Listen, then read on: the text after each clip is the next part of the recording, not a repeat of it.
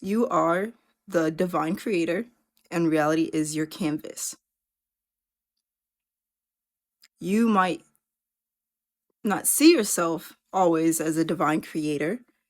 You might trap yourself in one of your infinite characters and believe you're limited, but I recognize you as the divine creator, and reality is, in fact, your canvas. So you're an artist. Let's say, as an artist, you drew a picture and you don't like it, or you're a human and you found yourself in a life that you don't like. Now, you can always let go of that picture and draw the picture you really want to draw. It's as simple as getting a blank canvas, a new fresh canvas, and starting to paint what you really want to paint, or contemplating, what does it look like, what I really want to create. But if you think that you are the picture or a character on the picture, and that you must somehow, on the canvas as the pigment on the canvas, rearrange the picture that's already been painted, that you believe you're not the creator, the painter, but you're the character on the canvas, and you must somehow rearrange the paints on the canvas. Instead of let go, get a fresh canvas or paint over it as the painter and paint what you want to paint, then you will imagine for yourself an infinite series of hoops to jump through, steps to take in order to get to the picture you actually wanted to create. But the reality is, you as the painter with your infinite imagination already have the picture you really want to paint. That picture has always existed in your imagination, and it is real as any picture you've already painted, and as real as any picture you painted in the past. And the only thing you have to do is let go of the picture you have right now that you might be unhappy with, get a fresh, clean slate, and paint what you really want to paint. In other words, let's just say you go and meditate on the top of a hill, and you do the dankest, most profound meditation, and you find yourself dwelling in the feeling of the wish fulfilled. You find yourself feeling free, feeling like you are already there, feeling like you're one with your ideal reality. And then you go back to your house and you walk through your hallway.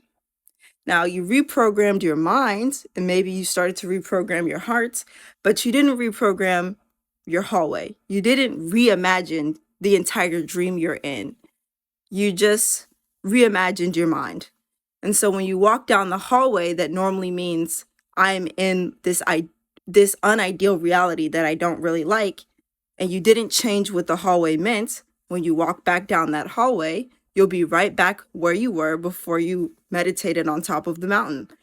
So when you reimagine your reality so that you can reflect your ideal reality, it's not just that you're reimagining something in your mind, something that you can't see, touch, or feel. You have to reimagine the entire dream that you're already in. You have to recontextualize it. You have to create the new meaning that's a reflection of where you're really trying to go, as it is where you are. You have to walk down that hallway, and that hallway has to mean something different than it did before you went and meditated on top of the hill.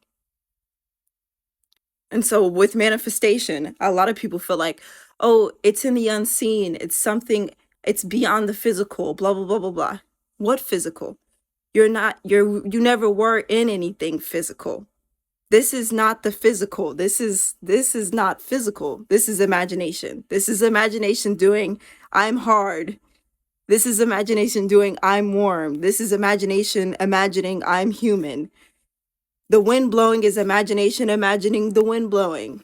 The ground you're on is imagination imagining itself as a ground. That's hard. Imagination is imagining gravity and the cosmos. It's still imagination. There is no physical. And then the manifestational magical stuff is somewhere in the unseen. There is an unseen, But what you're walking in, what you're touching and feeling, what you think of as the physical is just as much as imagination as the unseen is imagination. So stop making this separation between the physical and the unphysical and the blah, blah, blah, the seen and the unseen. It's all your imagination, and you choose what you paint on the canvas.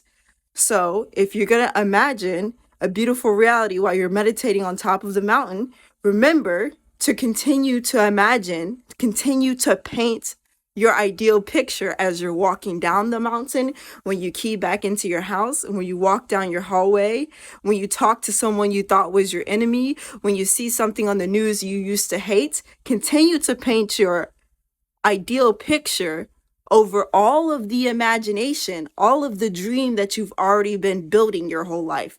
Don't forget to recontextualize the rest of the dream. Don't think it's just enough to go meditate on top of the mountain and find your bliss there. Bring your bliss with you everywhere. Throw the bliss all over everything else in your dream. And by dream, I mean your waking life. It is also a dream.